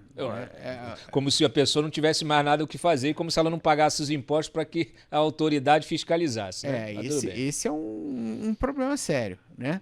O segundo problema, que eu acho que na verdade vai até aumentar e não diminuir, é você criar mais exceções. Né? Assim, a gente sabe que o Congresso tem essa questão, né? Os lobbies, enfim, os grupos, tem uma possibilidade grande de criar exceções e isso deve encarecer a alíquota maior. E o terceiro ponto é esse comitê gestor, né, do qual a gente já falou, que vai ter um grande poder de polícia. Arrecadar imposto te dá muito poder. Né? Te dá muito poder. Porque imagina, não vou fiscalizar A, não vou fiscalizar B. Isso é poder. Entendeu? E isso vai migrar para uma burocracia fora de controles políticos. Então, assim, no primeiro momento alguém vai dizer, é legal, é o burocrata, desinteressado e desapaixonado. Não tem burocracia. Mas a gente sabe que não funciona desse jeito. Né? Então, esses são 3 pontos, mas eu sei que tem outros que a gente precisa avaliar nesse projeto que para simplificar, né, cria uma coisa de quase 500 artigos. Pelo amor de Deus. O professor Marco Sintra, ele tuitou o seguinte: reforma tributária. Fomos enganados? Simplificação, desburocratização, poucas alíquotas, poucas exceções, neutralidade, pouca sonegação, mais emprego, segurança jurídica, previsibilidade. Nada disso vai ocorrer, nadinha mesmo. Corajoso aí. Ô, professor, é forte, hein? Esse seu post aqui é forte. É isso mesmo? Não dá para ter esperança? O que a gente faz? Vai para as ruas? Cláudio, podem me cobrar disso daqui a alguns anos, porque eu acredito sim que nada dessas coisas vão acontecer. Tudo está sendo feito de maneira muito improvisada e muito equivocada. Eu vou dar 2 exemplos. Por exemplo, esse negócio que o Léo falou, de que agora você só se acredita do imposto que você pagou se a pessoa de quem você comprou recolheu o imposto. Você, de fato, vai ter que fiscalizar o que o seu fornecedor vai fazer. Imagine um supermercado ter que fiscalizar se cada um daqueles fornecedores daquelas milhares de produtos que estão nas prateleiras recolheu o tributo para ele poder vender. É uma coisa insana. Aí o que, que o governo fez? Bom, mas então tem uma estratégia inteligente, chama-se split payment. Split payment é um mecanismo que é usado assim experimentalmente em alguns lugares, sem grande escala, aonde na hora que o comprador paga o imposto, ele realmente divide esse pagamento em duas partes. Uma, ele paga o fornecedor e o outro pedaço ele paga já o imposto. Com isso, quando eu compro um insumo, eu tenho certeza de que o imposto já foi recolhido. Tudo bem, é uma coisa inteligente, é uma coisa que funciona em determinadas circunstâncias. E o grande modelo disso é a União Europeia, que em algumas transferências entre países da União Europeia usam esse sistema. Agora, usar isso generalizadamente num país com 215 milhões de consumidores, isso é uma insanidade. O custo disso vai ser gigantesco.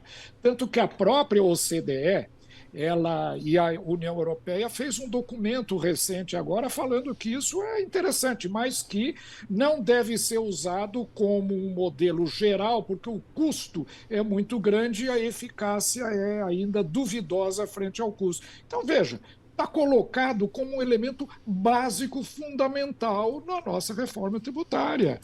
O Brasil vai virar um laboratório de ensaios. Outra coisa, o tal do cashback.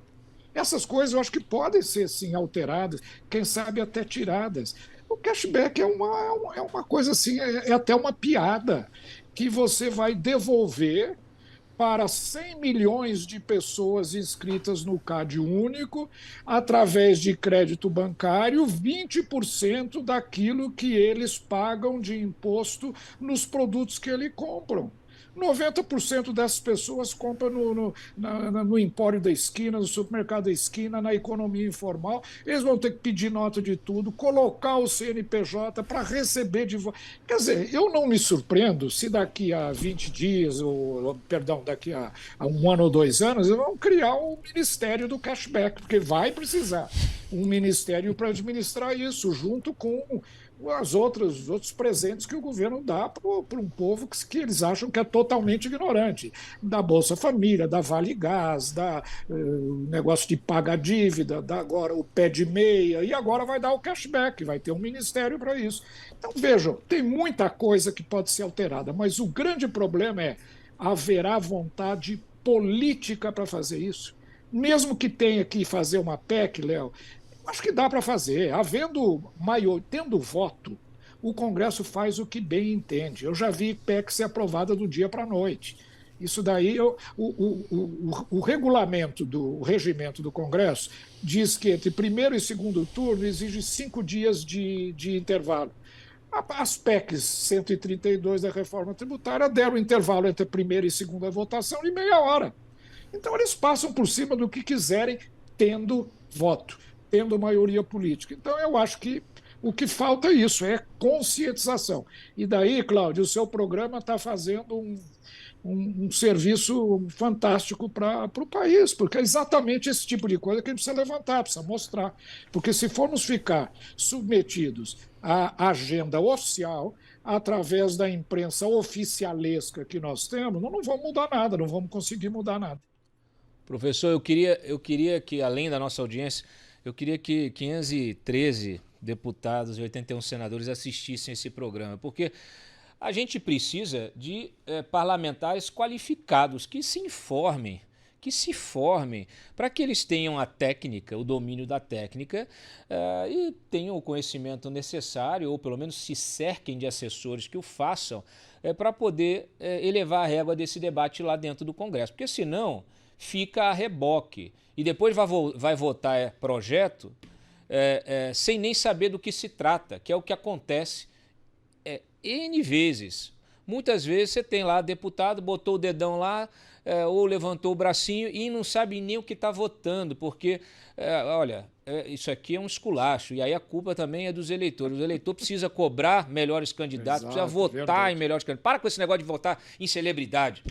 Para com esse negócio de votar em influência. Para de votar no palhaço, para de votar no cara que distribui algodão doce, sei lá, camisa. Para de votar naquele que te promete uma vida melhor. Ele não adianta, você tem que saber o que ele pode te entregar. Para de votar com base nesse marketing idiota, né, que esses caras vendem. Você tem que votar no sujeito que entenda do que está falando, no sujeito que tem, assim, ele pode ter uma retórica boa, ir lá, subir no palanque, mas ele tem que entender do país, ele tem que entender das leis, ele tem que oferecer propostas concretas, né, e não sonhos. Eleição é venda de sonho, marketing é venda de sonho, é aquilo que você não tem. E você já reparou que passa a eleição, passa a gestão, volta a eleição, volta a gestão e você continua na mesma situação. E se você quiser crescer na sua vida, isso depende exclusivamente de você. Por isso que a gente defende que o Estado seja menor, seja mais eficiente. O que acontece com uma reforma tributária dessa? Ela consolida uma lógica de amplificação dos gastos. E não existe uma métrica que seja sustentável de ampliação de gasto, porque o governo não produz nada, o Estado não produz.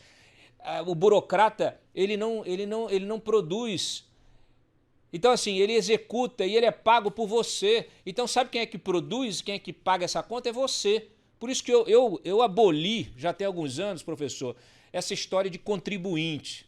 Né? A gente sempre ouve, Receita Federal, o contribuinte. Não é o contribuinte, você não é voluntário, você não paga, você não é, não é voluntário o pagamento de imposto, você paga, você é obrigado a pagar, é imposto a você, você tem que pagar desde que você nasce até quando você morre. Hoje até tem imposto até para depois do pós-mortem, né? Porque para a herança também, né? Você está pagando imposto, imposto sobre imposto, é tudo. Então é o seguinte, entenda, você cidadão, você precisa se erguer, se informar, não ficar esperando cair migalha, cair picanha, cair cerveja do céu, porque o senhor falou um negócio, me lembrou essa velha história, né, que o Estado, na verdade, ele quebra suas pernas para depois te oferecer uma cadeira de rodas. Só que a cadeira de rodas é paga por você. É isso que precisa ficar claro. Não existe almoço grátis. As pessoas hoje, elas estão idiotizadas, elas ficam assim, mas tem bolsa, tem auxílio, tem não sei o quê, tem cashback, tem os cambal. Você pagou, você que pagou.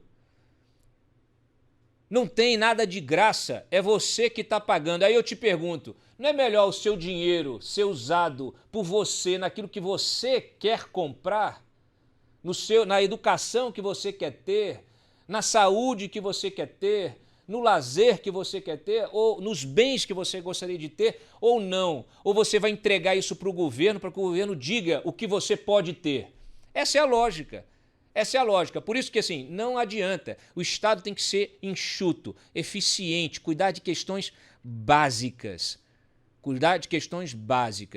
E Léo, eu volto com você porque a gente estava falando de segurança jurídica, você mencionou a questão de segurança. Eu não deixo passar nada, viu, professor? Aqui eu estou ligado, eu não sou entrevistador de papelzinho, não. Aqui eu tenho um roteiro de temas, mas eu não tenho aqui perguntas, nunca tive. Eu acho o seguinte, ou você interage com o teu entrevistado, entende o que ele está falando e faz perguntas em cima disso e desenvolve e traz o espectador junto para desenvolver o raciocínio, ou fica aquele ping-pong maroto, muitas vezes pré-combinado. Então, o Léo, 2 ou 3 perguntas atrás, falou da questão de segurança jurídica, e a gente vive uma profunda insegurança jurídica. O senhor também, no seu tweet, falou de segurança jurídica. E nós vivemos a profunda insegurança jurídica. Essa reforma tributária traz insegurança jurídica. Ontem nós tivemos a decisão do ministro Cristiano Zanin, ex-advogado do Lula, acolhendo um pedido do próprio Lula para vetar a questão da desoneração. Como é que fica, Léo? O que o Congresso vai... O Congresso ainda tem utilidade nessa república? A pergunta fica para os dois. Porque qualquer coisa que o Congresso decida, algum ministro do Supremo vai lá e desdecide e anula a decisão de um legislador, ou melhor, de vários legisladores, né? De um contingente, eu acabei de mencionar, 513 deputados, 81 senadores, que foram eleitos de forma republicana, estão lá para representar o cidadão, cada região do país, cada estado, cada município, o conjunto de brasileiros. E aí vem um cidadão, um ministro do Supremo, ignora a vontade popular expressada nas votações do Congresso e com uma caneta destrói o trabalho. Inclusive, um trabalho legislativo que levou mais de ano para ser feito, que consumiu recursos públicos e que expressava ali a vontade da maioria. Como é que fica isso, Léo? Depois, por favor, eu devolvo pro professor. Não, esse é o famoso terceiro turno, né? A parte derrotada no debate político acaba indo pro Supremo. A novidade aí, enfim, esse terceiro turno não é novidade. Tá? Isso tem acontecido frequentemente. Agora, a novidade é a seguinte: normalmente quem produzia o terceiro turno era a oposição, era a minoria, né? Especialmente tanto no governo Fernando Henrique, nos dois governos Lula, no governo Dilma, Temer, Bolsonaro. Muitas vezes a oposição minoritária, ao perder o debate, ia ao Supremo para promover ali um terceiro turno, né? Só que dessa vez a novidade é que quem está promovendo o terceiro turno é exatamente o governo, né? Ele perdeu a disputa política dentro do Congresso Nacional e tentou reverter isso por meio de uma medida provisória que depois foi desmembrada em projetos de lei, né, para tentar reabrir esse debate político. E quando percebeu agora que esse debate não seria reaberto, que o governo não conseguiria reverter essas decisões no campo político, acabou indo para o judiciário. Eu entendo que tem uma discussão de mérito, né, que aí o Congresso e agora o Supremo vão fazer, mas tem uma discussão de forma também, uma discussão política que a gente precisa prestar muita atenção, que é o governo sendo derrotado, não apenas uma vez, várias vezes, recorre ao Supremo para conseguir fazer valer a sua posição. Eu entendo que isso abre um precedente importante, um precedente perigoso, porque mina ainda mais as relações de confiança entre o governo e o Congresso, que já não estão indo muito bem há muito tempo. Professor. Olha, esse é um tema profundo, um tema que daria margem aí a longos debates e, infelizmente, um tema até perigoso hoje em dia. A gente discutir esse jogo de poder entre os três poderes da República. Mas eu não tenho dúvida nenhuma de que, hoje em dia, nós estamos vivendo uma situação onde o Executivo perdeu o poder, o Legislativo perdeu o poder e há uma certa usurpação de poder por parte do Poder Judiciário. O Judiciário está passando por um processo de hipertrofia de suas funções. Agora, qual é a razão disso? Existe uma razão lógica. A nossa Constituição é gigantesca. A nossa Constituição agora foi acrescida de mais de 40 páginas, só por causa da reforma tributária. A nossa Constituição, ela tem escrito dentro dela as palavras hortaliças, ovos, coisas que não têm o menor sentido. Galinhas. Constituição Nacional incluir. Então, veja, tudo está lá dentro, até isso. Resultado, como tudo é um tema constitucional, tudo acaba entrando no Supremo Tribunal Federal. E lá os ministros que estão adorando o aparecimento público, essa exposição pública que eles estão tendo, acabam assumindo papéis que não deveriam estar tomando, não é? Infelizmente, eu fui vítima disso, eu tive também a minha própria rede social bloqueada há uns tempos atrás, porque fiz algumas perguntas, etc., e fui considerado como uma pessoa que poderia estar atentando contra a ordem democrática brasileira, imagine. Bom, mas o que nós sofremos no Brasil, infelizmente, é que muitas vezes as boas ideias, propostas boas, elas não avançam por força dessas circunstâncias políticas. Você mencionou, Cláudio, e o Léo também falou, no imposto único. Eu não quero discutir imposto único aqui, quem sabe numa próxima oportunidade a gente discuta. que ele poderia perfeitamente não vir como único mesmo, como eu idealizei 30 anos atrás, mas como um complemento ao atual sistema tributário, que aí sim traria muita simplificação, muita desburocratização, etc.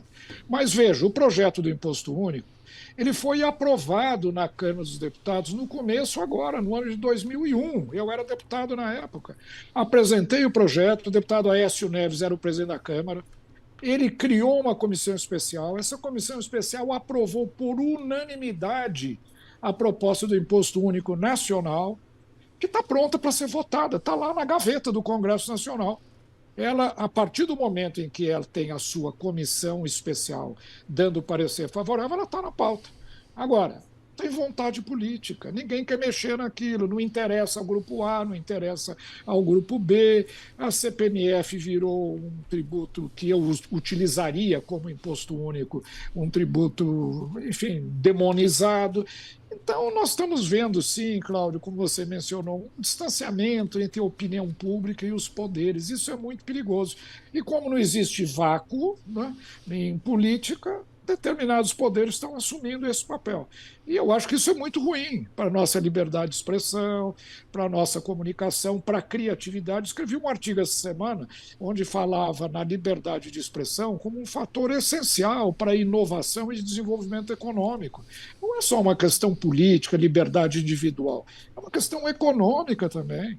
Não há sem liberdade de expressão, não há nem como a ciência evoluir.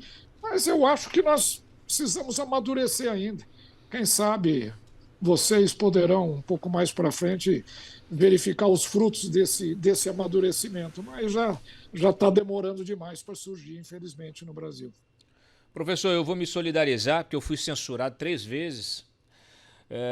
Inclusive, eu fui censurado, até a minha matéria sobre a censura foi censurada. Eu realmente, assim, quando derrubaram, suspenderam o seu perfil no Twitter, eu achei aquilo realmente um arbítrio absurdo. Uma pessoa cordata, um republicano, um democrata como o senhor, ser privado do debate público sem o menor cabimento.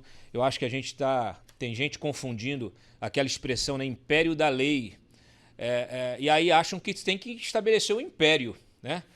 E aí, como são operadores do direito, operadores da lei, parece que vira realmente, eu falo assim, não, então eu sou, né, se colocam ali como fez Napoleão, né, se autodenominam o imperador, se coroam como o grande imperador e passam a atuar como imperador, como se o império da lei fosse isso. Não é, tá? A lei e a Constituição estão acima dos cidadãos. E o nosso querido Supremo deve guardar a Constituição, deve guardar e proteger a Constituição, os artigos constitucionais. Não deve inovar, não deve legislar, né? E de preferência, evitar o debate político e evitar as redes sociais. Se eu pudesse assessorar, aconselhar os ministros, o atual presidente Barroso, eu diria, expressam uma determinação para que ministros de cortes superiores não se manifestem. Cláudio, você então está querendo censurar os ministros? Eu falei, não. Se você vai ficar antecipando o voto, vai ficar entrando em briga política, porque é o seguinte, o Twitter é essa favela mesmo, o Twitter é essa arena, o Twitter é esse lugar onde as pessoas entram nesse embate, muitas vezes agressivo, muitas vezes com xingamentos, com ofensas. Eu não concordo com nada disso, mas eu só posso fazer o quê? Oferecer aquilo que eu enxergo como sendo o certo, o debate certo. Sempre um debate cordato, um debate republicano, um debate democrático, um debate elegante e educado.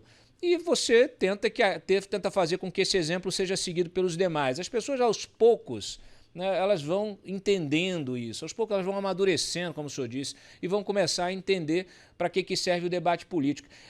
Nesse caso específico, para os ministros de cortes superiores, tem que ser uma prevenção, é uma forma de você se prevenir, porque, de fato, quando você está nessa arena, você acaba sendo sugado para essa arena.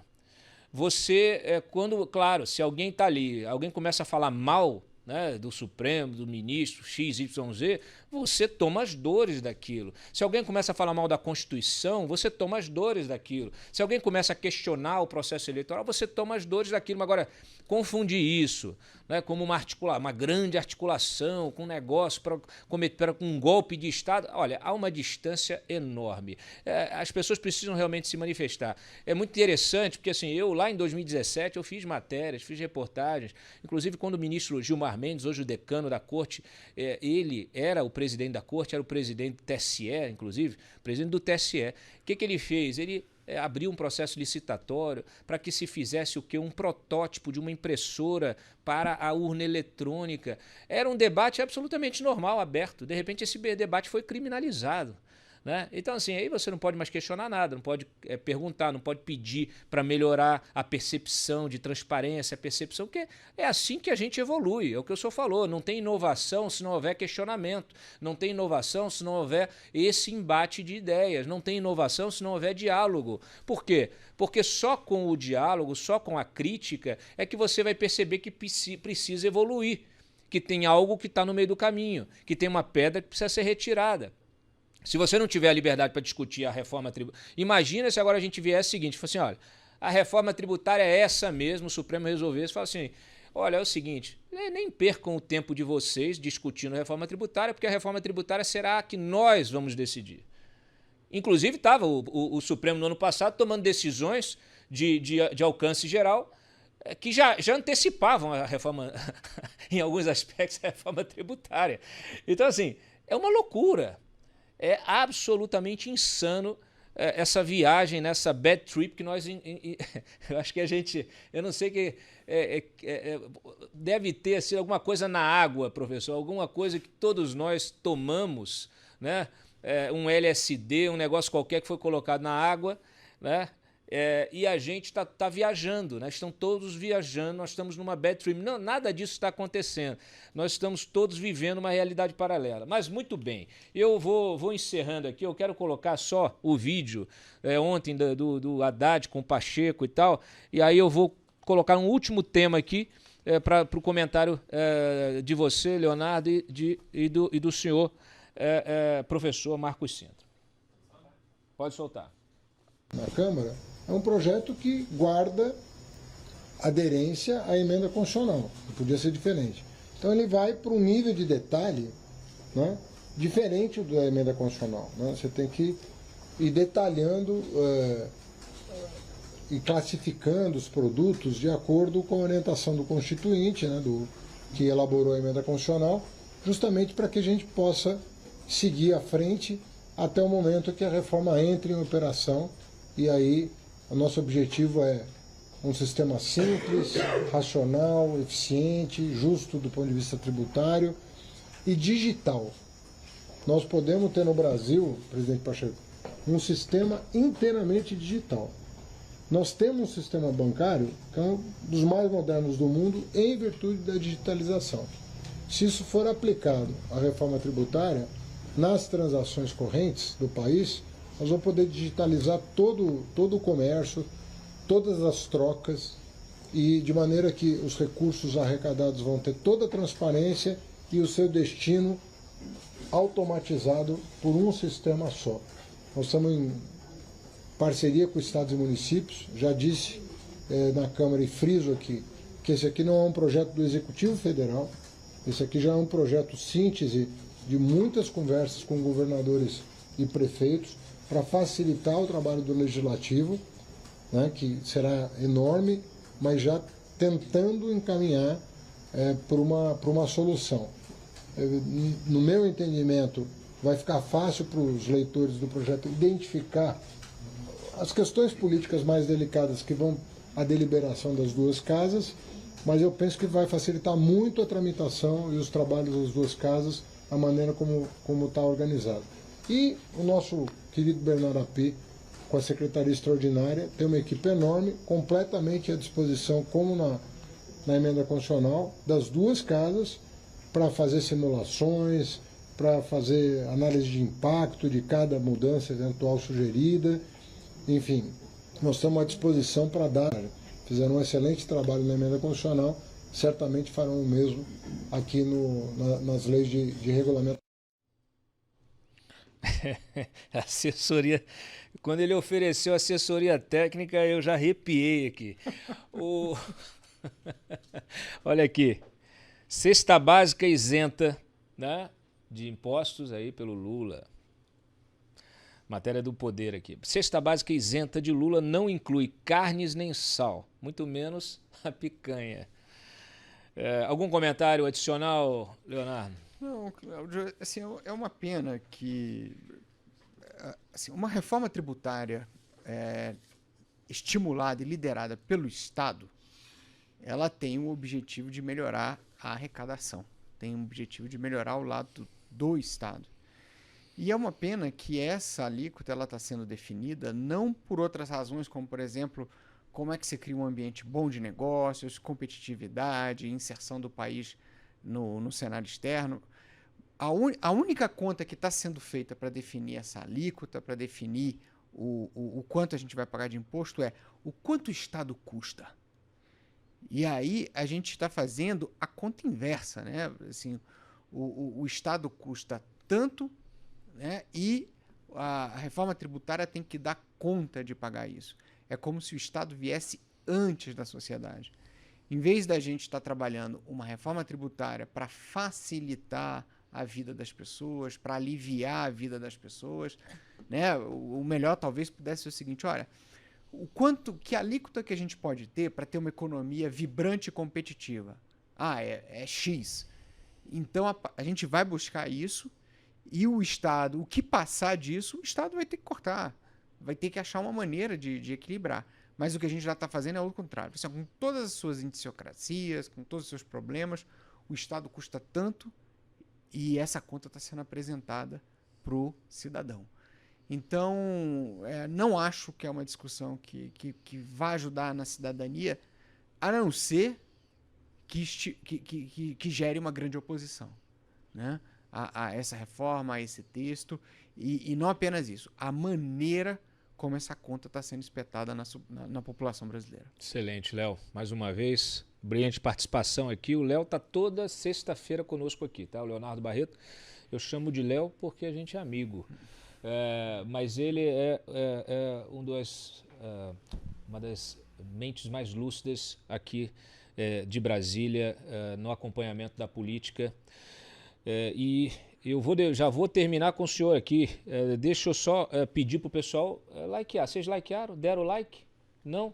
Então deixa o seu like aí, senta o dedo no like, deixa o seu comentário também. É isso que vai, vamos dizer assim, estimular o algoritmo. Nós somos reféns do algoritmo. O algoritmo do YouTube para entregar o nosso conteúdo para um público ainda mais amplo e a gente ir reforçando esse jornalismo independente.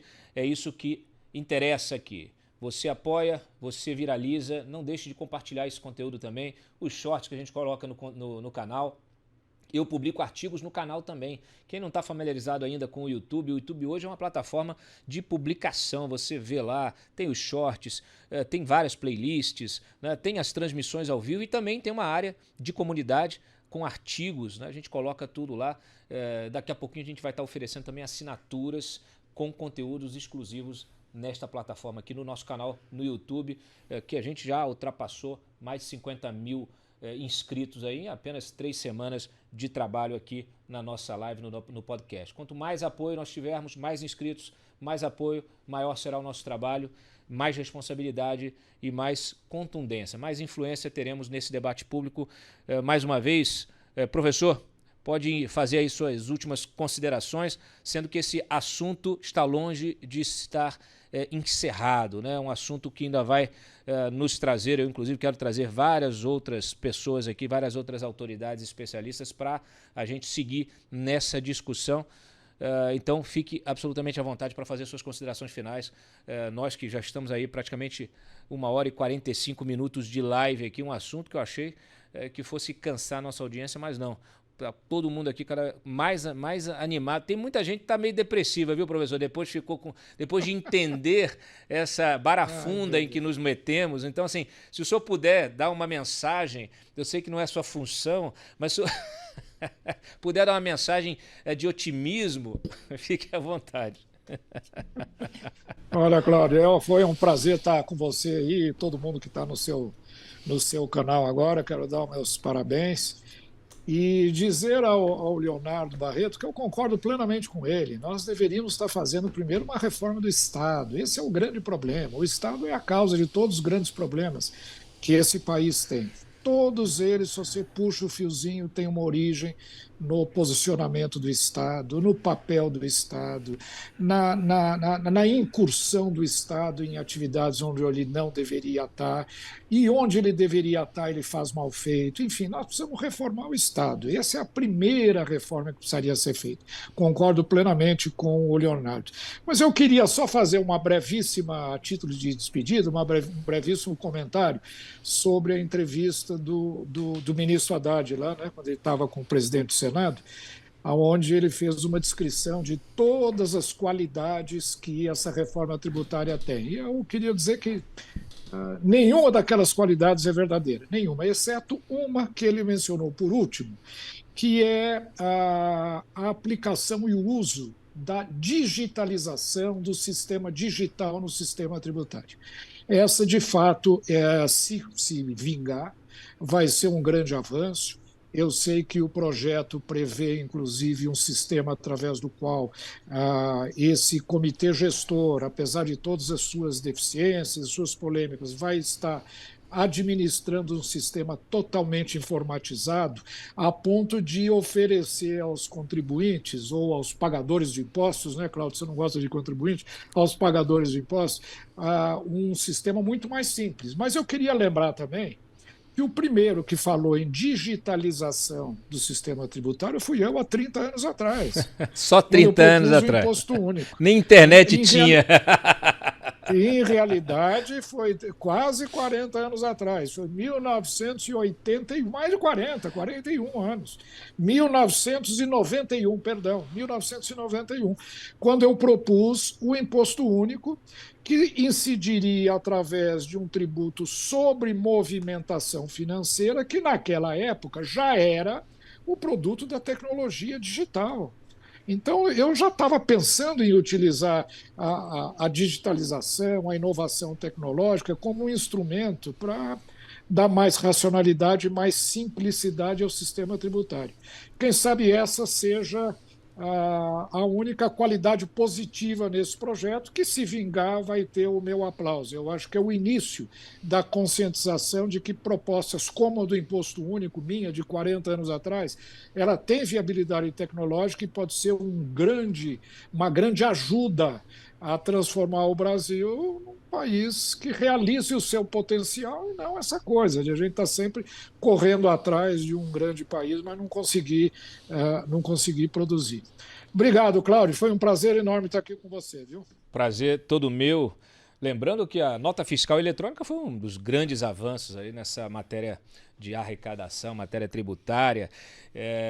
Bom, o senhor fez aí uma colocação que eu vou recorrer à Procuradoria de Defesa da Democracia, lá da AGU, porque, pelo que o senhor me disse, o Haddad está espalhando fake news. Então a gente tende de denunciar. Se é fake news, tem de denunciar, porque não é possível, né? A gente tem que combater o discurso do ódio, a fake news. Olha, isso é uma vergonha. Toda essa discussão, ela é simplesmente... Veja, olha a gravidade do que nós estamos discutindo hoje aqui no nosso podcast. Olha como isso interfere na sua vida. E perceba a direção em que o debate público ele é dirigido. E ele é dirigido de forma consciente. Ele é dirigido de forma proposital. Ele te afasta daquilo que interessa. Essa mídia corporativa, eu já trabalhei na mídia corporativa, eu posso dizer, já ocupei cargo de chefia na mídia corporativa, eu posso dizer para vocês, essa mídia corporativa ela atende a determinados interesses e ela conduz a narrativa pública para um determinado lado. E você fica lá assistindo televisão, aí você olha e tal, não sei o que e tal, daqui a pouco você está só discutindo aquilo que eles querem que você discuta. Então a grande dificuldade hoje é a gente passar a produzir um jornalismo de hard news que seja disruptivo, que não fique preocupado com que o outro, o concorrente, não, se um está dando, o outro está dando, não, a gente tem que fazer um negócio diferente, tem que fazer aquilo que interessa, tem que colocar os holofotes da mídia, a câmera, naquilo que importa, né? Aquilo que importa ao cidadão pagador de impostos, que é você que paga essa conta. Então, mais uma vez, muito obrigado, professor Marcos Cintra, pela sua contribuição aqui no nosso debate, pela sua trajetória, tá? A gente precisa realmente de pessoas desse quilate para engrandecer o nosso debate público. Mais uma vez, Leonardo Barreto, obrigado pela sua presença aqui e agradeço a vocês que nos acompanharam nessas quase 2 horas de debate sobre um tema que tem tudo a ver com o seu dia a dia, porque tem a ver com a riqueza que você produz. Para onde ela vai? Quem vai colocar a mão nela? É você que produz, é o fruto do seu trabalho, é o dinheiro que você ganha para colocar comida na mesa da sua família, para colocar seu filho, sua filha na escola, para dar um futuro para eles, para cuidar da saúde deles, para dar conforto, lazer e uma vida boa. Deveria ser simples, né? Mas não é. Sabe por quê, professor? Para mim é muito simples o raciocínio, né? O que está por trás dessa criação, dessa, vamos dizer, montagem de uma estrutura cada vez mais complexa. Aqui, nós no Brasil, temos essa cultura do balcão de negócios. Você cria dificuldades para vender facilidades. Então, quanto mais enrolado for o sistema, quanto mais for complicado, quanto mais problemas você coloca, barreiras você coloca, mais alguém aparece para te oferecer solução.